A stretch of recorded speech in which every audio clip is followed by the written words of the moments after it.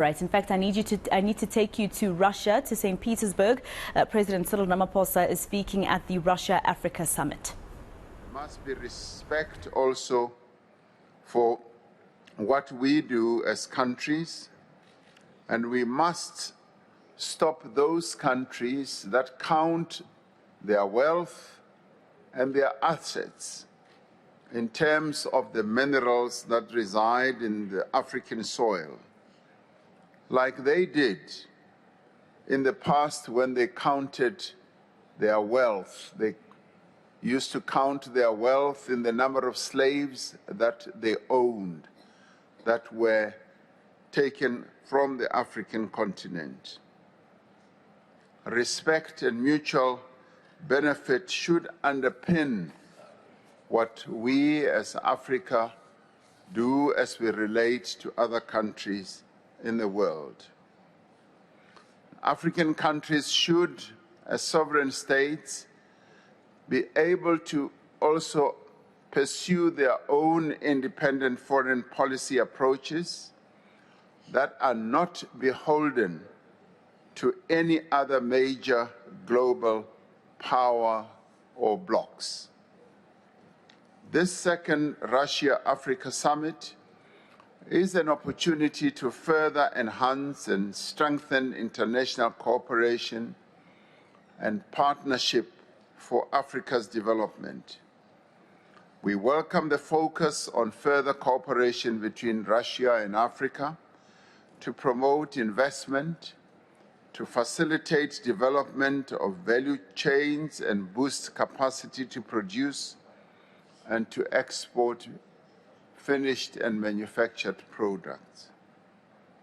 The proposed Africa-Russia Action Plan for the coming years should align with the second 10-year implementation plan of the AU's Agenda 2063. This will ensure that there is coherence and that the plan is action-oriented, based on real practical interventions.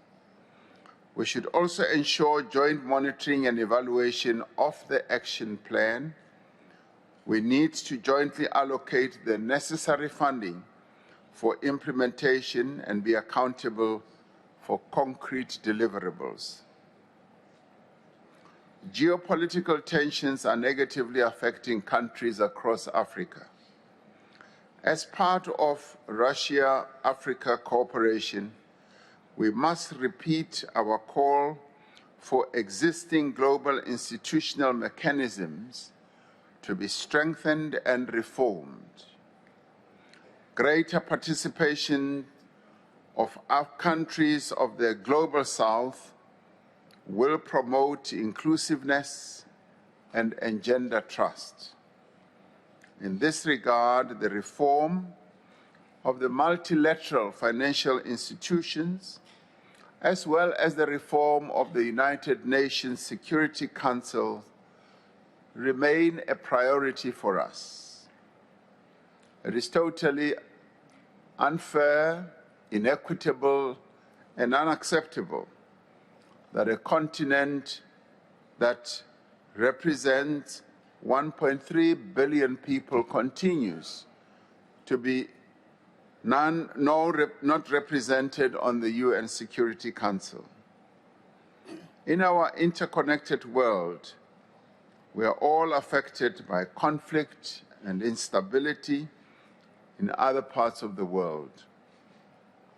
We have a responsibility as nations to work for peace, to support peace building, and to lend our every effort to bring an end to conflict and war wherever it occurs. As South Africa, we are steadfast in our position that negotiation and dialogue and adherence to the United Nations Charter are necessary for the peaceful and just resolution of conflicts. It is our hope that constructive engagement and negotiation can bring about an end to the ongoing conflict between the Russian Federation and Ukraine.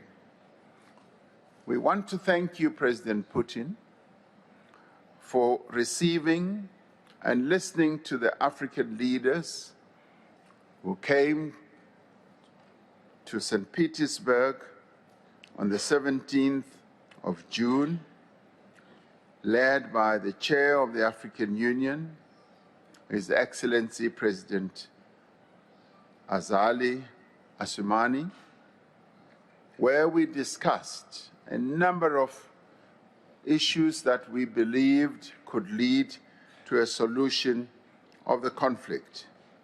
And we look forward to engaging further with you later today to hear precisely how some of those proposals can be taken forward.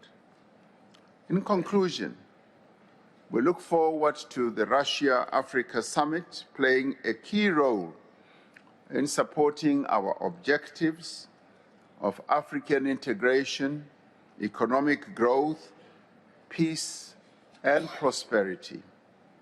I thank you. Спасибо большое, уважаемый коллега, дорогой друг. Мы с вами солидарны в том, что касается перспектив.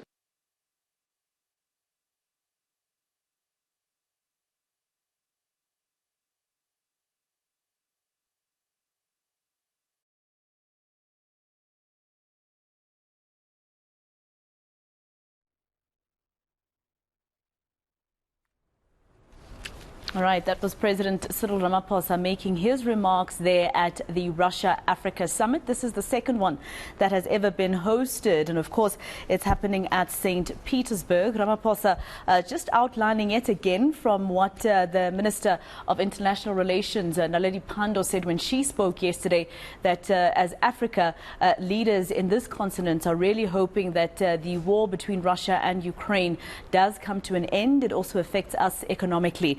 He was thanking the Russian President Vladimir Putin for hosting all the African states that are there in terms of building a better economy between South Africa, or rather Africa and Russia itself. This comes, as, of course, as South Africa is preparing to actually host the BRICS summit happening next month. We did get confirmation about a week ago that the Russian President Vladimir Putin would not be here in South Africa because, of course, that would get us into trouble as part of the Rome Statute, that is the International Criminal Court, that has said that Vladimir Putin must be arrested anywhere he lands in the world. As long as you are part of the Rome Statute, you have to arrest him because he's accused of war crimes, a war against humanity, because of the war that has been waged on Ukraine.